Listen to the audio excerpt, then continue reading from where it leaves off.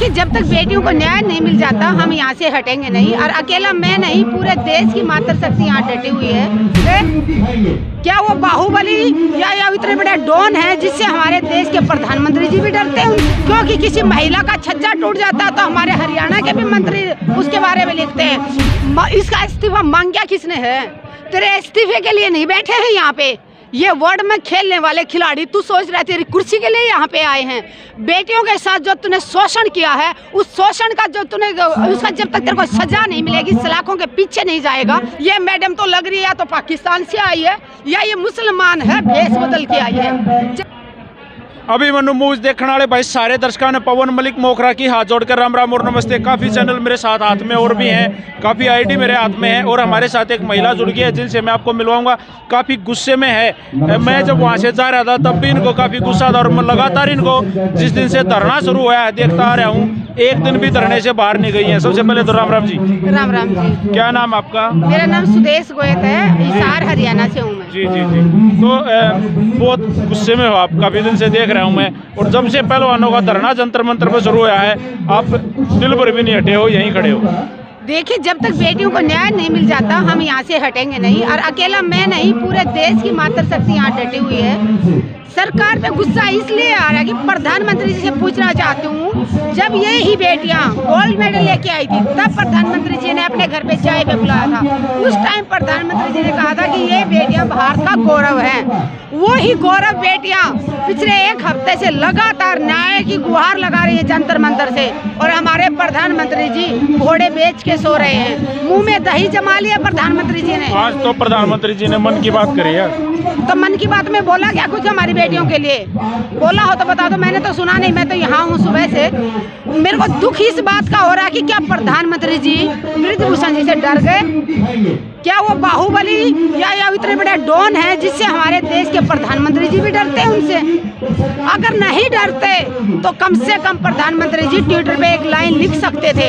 अगर जिन बेटियों ने आरोप लगाया है, शिकायत दर्ज कराई है, हम उसकी निष्पक्ष जांच करेंगे। और अगर ब्रिजभूषण अगर निर्दोष आरोपी पाए गए तो कड़ी से कड़ी सजा देंगे। लेकिन आज तक प्रधानमंत्री जी ने एक लाइन नहीं लिखी ट्विटर पे। इस बात का मुझे बहुत दुख है, क्योंकि किसी महिला का छज्जा टूट जाता तो हमारे हरियाणा के भी मंत्री उसके बारे में लिखते हैं। किसी क्रिकेटर खिलाड़ी का अंगूठे में चोट लग जाती है तो मोदी जी भी ट्वीट करते हैं। लेकिन ये बेटियां, इनकी इज्जत की कोई वही नहीं है क्या? वैल्यू नहीं है क्या?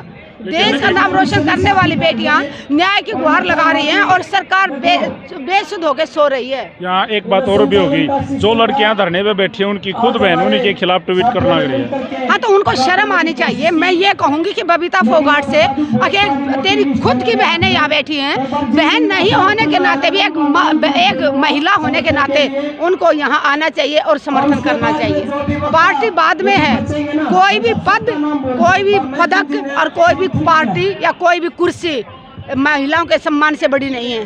तो जितनी भी महिलाएं मैं सुन रही हैं, देख रहे हैं, उनसे यही कहूंगी, बिना जाति धर्म देखे इन खिलाड़ियों के साथ आके खड़े हो जाएं। अच्छा, एक बात और है, आज ब्रिजभूषण जी का आज तक पे एक बयान आया जिसमें वो कह रहा है कि मैं अपराधी बन के इस्तीफा नहीं दूंगा और कोर्ट का जो फैसला होगा उसको मानूंगा। क्या कहोगे आप? इसका इस्तीफा मांगा किसने है? तेरे इस्तीफे के लिए नहीं बैठे हैं यहाँ पे ये वर्ल्ड में खेलने वाले खिलाड़ी। तू सोच रहा तेरी कुर्सी के लिए यहाँ पे आए हैं।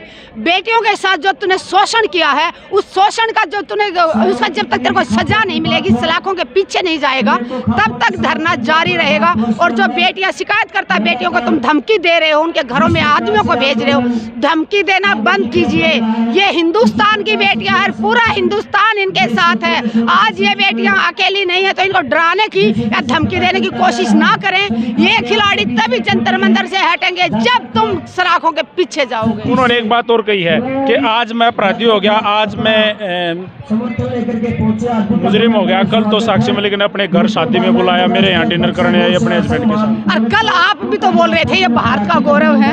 आज क्यों उन्हीं बेटियों को आप बोल रहे हो कि वो एक परिवार की बेटी है? क्यों ब्रिजभूषण बोल रहा है कि वो एक ही अखाड़े के लोग हैं?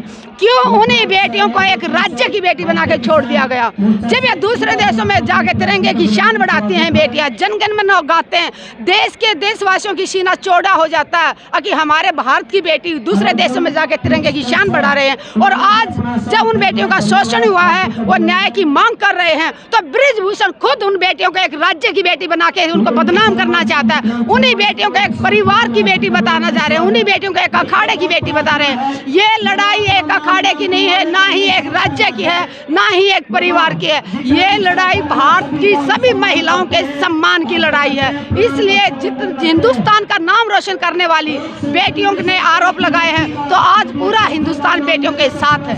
अच्छा, एक बात और मैं आपसे डायरेक्ट पूछना चाहूँगा, क्या आप कांग्रेसी हो? ना मैं कांग्रेसी हूँ, ना मैं बीजेपी की हूँ, ना मैं आपकी हूँ, मैं किसी भी पार्टी से नहीं हूँ। मैं सिर्फ और सिर्फ एक इंसान हूँ, भारतीय हूँ। ना मैं जाति में विश्वास रखती, ना धर्म में रखती। मैं हमेशा खुल के बोलती हूँ। और कई बार लोग मेरे वीडियो के नीचे लिखते हैं, ये मैडम तो लग रही है या तो पाकिस्तान से आई है या ये मुसलमान है, भेष बदल के आई है। जब मैं दिल से सच बोलती हूँ तो लोग ऐसे ऐसे कमेंट्स करते हैं। मैं एक भारतीय हूँ और जहाँ जहाँ अन्याय होगा, किसान की बेटी हूँ और एक सैनिक की पत्नी हूँ, जहाँ जहाँ अन्याय होगा वहाँ मैं आवाज़ उठाऊंगी। चाहे हमें आंदोलन जीवी कहें, जो तुम्हारा मन करे वो इल्जाम लगा लें, लेकिन हम अन्याय के खिलाफ आवाज उठाते रहेंगे आखिरी सांस तक। तो जी देखिए, एक बार पीछे घुमा के दिखा दो भाई। फिलहाल हम जंतर मंतर पर मौजूद हैं, धरने पे खड़े हैं और यहाँ पे हमारी मातृशक्ति हमारे साथ खड़ी है।